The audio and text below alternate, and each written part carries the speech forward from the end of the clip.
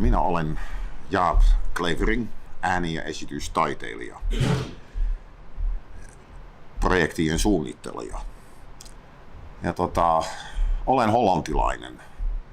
Tulin Suomeen 1983, eli siitä on jo aikaa. Hollannissa minä opiskelin lopullisesti, tanssin ja miimin niin kuin puolella. Miimi oli siellä tällaista fyysinen teatteria. Ja mä olin siis teatterikorkeakoulussa siellä miimin puolella virallisesti, mutta kun olin niin kiinnostunut tanssistakin, kävin myöskin siellä uuden tanssin koulutuksen puolella tekemässä tanssia. Ennen siitä mulla oli aika pitkä ja tuskallinen määritä itselleni, että mikä on minun taiteellinen muoto. Eli mä tiesin hyvin varhain, että haluaisin olla luova ja olla luovan alla. Eli mä kokeilin niin kuin kaikenlaista ennen mä päädyin tähän liikkumisen puolella, tanssin puolella. Ja ääni on aina ollut mukana. Ja se myöhemmin se ääni se vaan vahvistui. Ja sitten iän myötä voi ajatella, että liikkumisen määrä on vähentynyt ja saman määrin niin kuin äänipuoli on lisääntynyt. Sitten Hollannissa, Amsterdamissa tapaisin, siinä oli useita suomalaisia opiskelemassa tanssin puolella ja siellä me tapaisin mun tuleva vaimo, hän on nykyään mun ekse. Ja hänen mukaan sitten me tulin Suomeen. Voi ajatella niin, että hänen kautta me pääsin sitten suht koht helppo tähän tanssimaailmaan, mikä oli Suomessa. Toisaalta se tanssilaji tai tanssityyppi, mitä me toimme ja mitä hän toi Hollannista Suomeen, oli Suomessa silloin hyvin tuntematon. Eli se piiri, jota Suomessa oli silloin, oli hyvin pieni. Eli ei ollut laajat verkostot, oli äärimmäisen niin kuin pieni ja marginaali.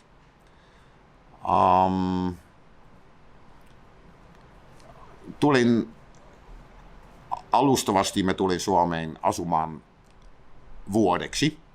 Meillä oli asuntovaihto, eli suomalainen asui minun asunnossa Amsterdamissa ja me hänen asunnossa.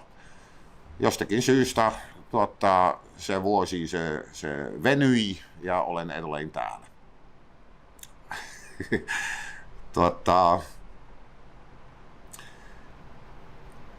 Eli minulla oli totta kai tarvetta heti alusta tehdä mun työ täällä Suomessa.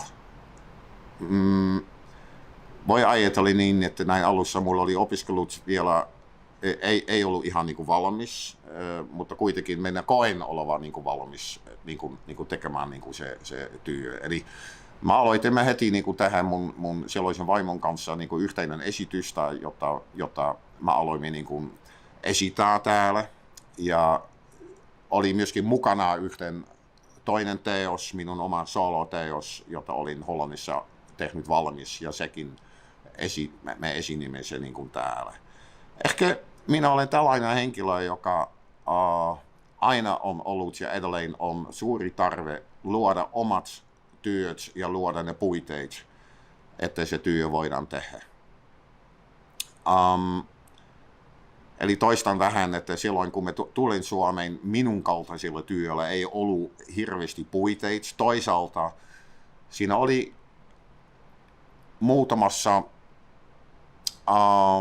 paikoissa oli tarvetta ja kiinnostusta ja uteliaisuutta kokeilla uutta. Eli siinä mielessä se aika oli aika otteellinen.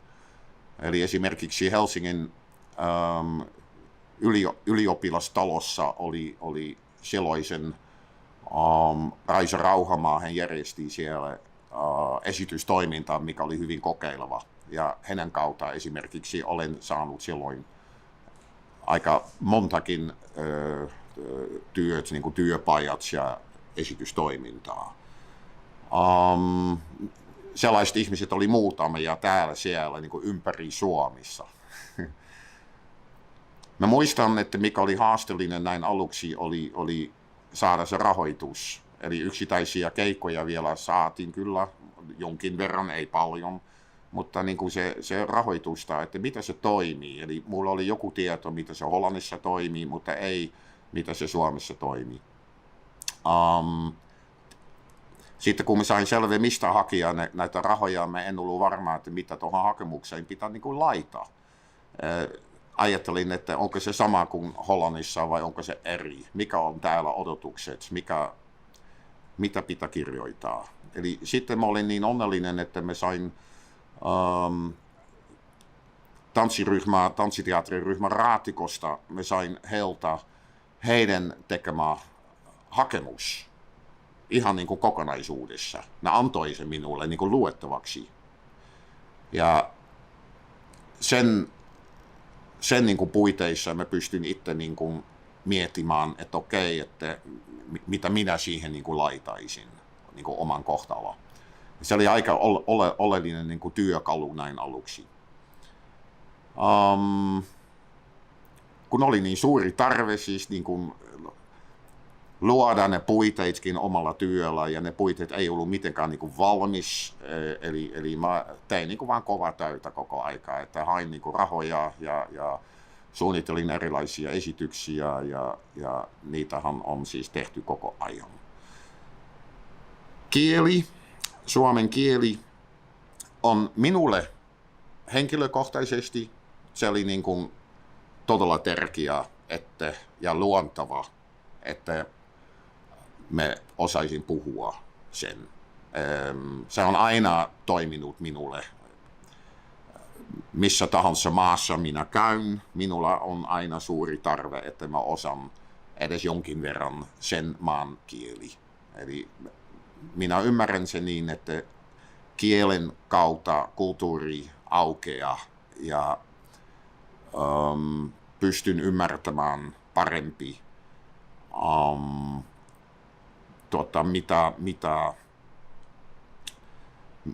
mitä niin kuin sydämessä liikkuu ja mikä ovat ne perustarpeet ja jotenkin me saan parempi vaan kiinni niin kuin kaikista. Eli koen, että jos mä oon ulkomaalainen, mä jään ulkopuolella, tai jos mä käytän ulkomaalaista kieltä, mä jään ulkopuolella. Tällainen haaste, joka tähän ehkä liittyykin, on ollut, että näin aluksi nimenomaan, mutta kenties koko ajan, on se, että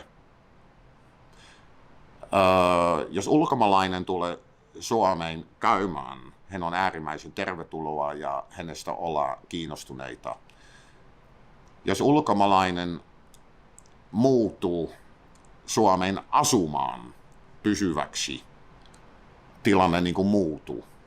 Eli sitten hän on ulkomaalainen, joka tulee kenties vaatimaan tai ottamaan tilaa, ja hänen kanssaan pitää oikeasti niin kuin sopia asioita niin kuin pidempään aikaan. Eli ja hänet pitää niin kuin ottaa vakavaa. Hän ei ole muutamassakaan pois niin kuin muutaman viikon kuluttua. Eli sen kanssa pitää olla vähän eri tavalla kuin että hän vaan tuu käymään.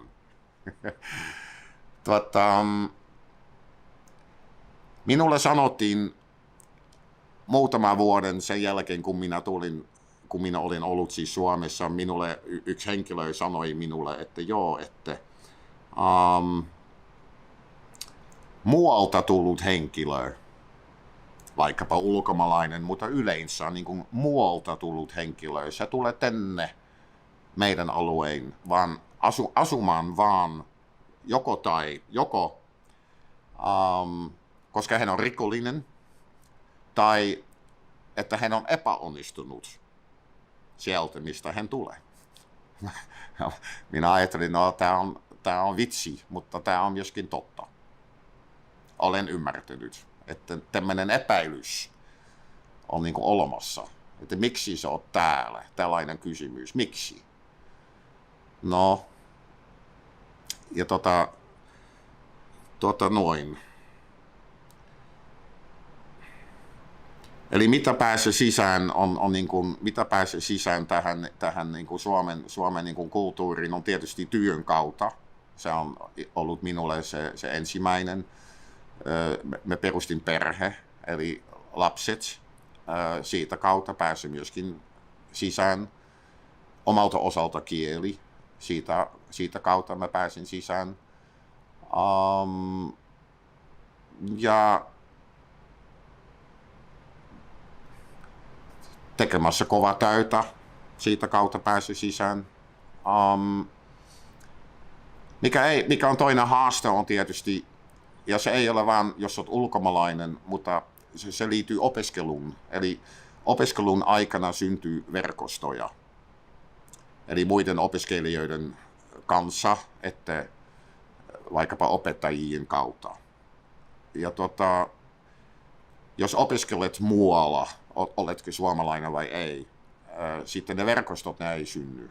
Eli tämä on aika yleinen niin kuin tilanne, johon sit joutuu. Eli joo. No, sitten on vaan tehtävä enemmän töitä.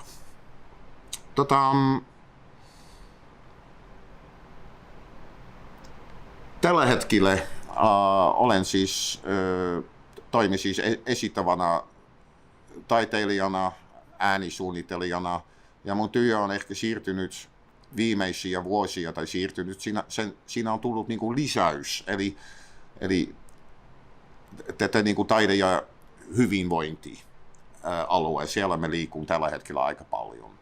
Ja minä koen, että olen aina tehnyt, mutta se on nyt saanut selkeämpi profiili.